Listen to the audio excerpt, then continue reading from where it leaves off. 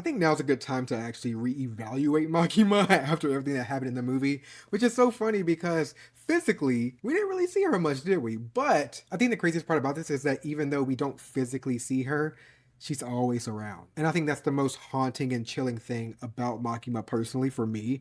But we're going to actually reevaluate Makima and cover what we know from the anime only. So no spoilers, yay. So first things first, Makima is now confirmed to be able to see through animals. We actually did have a pretty good tale about this in season 1 episode 9, I believe, when she began to actually explode those people.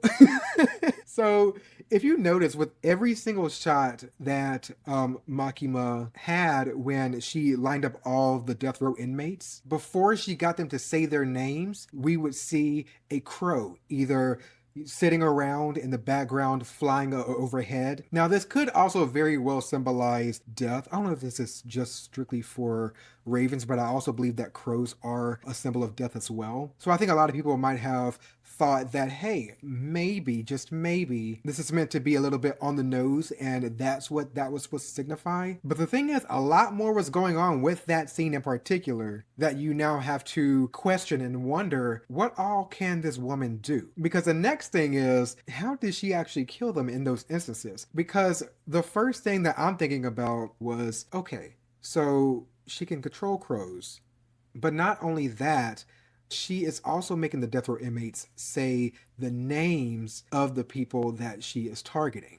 So the way that I put this together was the crows is how she's confirming that she's killing the people that she needs to kill, while something else is at play. And that's, she has another ability that has the requirement of human sacrifice, which would explain the use of the death row inmates. Because why else would they be there if there was no other prerequisite in order for her to take down her targets? So Makima is basically doing two things in that instance. She is using the crows as a surveillance system in order to keep track of everything, but also she has another ability that is purely offensive, but it requires her to give something of equal exchange. So I guess the exchange would be, in order to take the life of this person, I require a life in exchange. And obviously she's not about to give her own life to do this. So it's just like, okay, what's the next best thing? Death row inmates.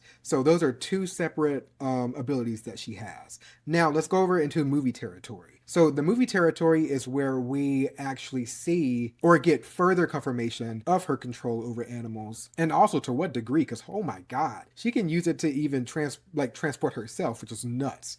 But when you are actually looking at it, Makima says something to Reze the moment that she appears up in front of her, and I'll read it 1 second. Well, you know what? It's okay. The entire thing doesn't really matter, but the key thing that she says is, I like the country mouse too. Now, why does that matter? That shows that throughout the entire movie, she was watching the movements of Reze and Denji throughout every moment of their being together. Because the only time that she actually went in depth about the country mouse and the city mouse was where? At the school. And that's the only place where she actually went in depth about what she would have preferred, after Denji told her that he prefers to be the city mouse because of what?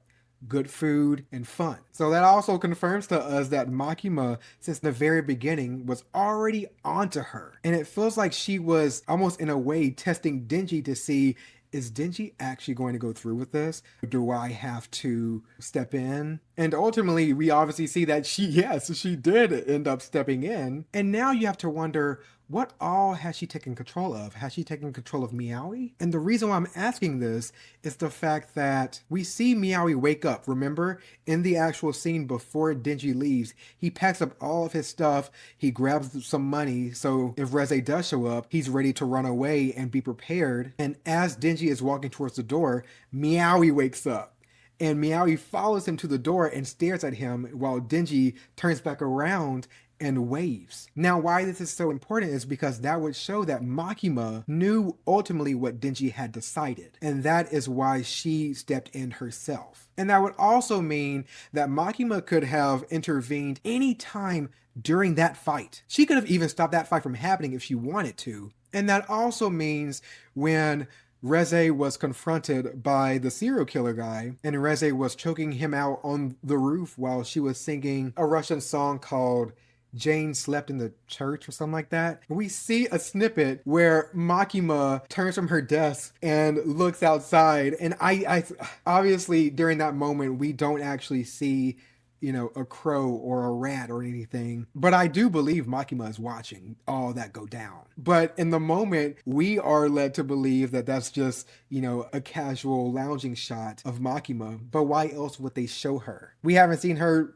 since what, the first 10 minutes of the movie, but let's show her now in this context. You know what I mean?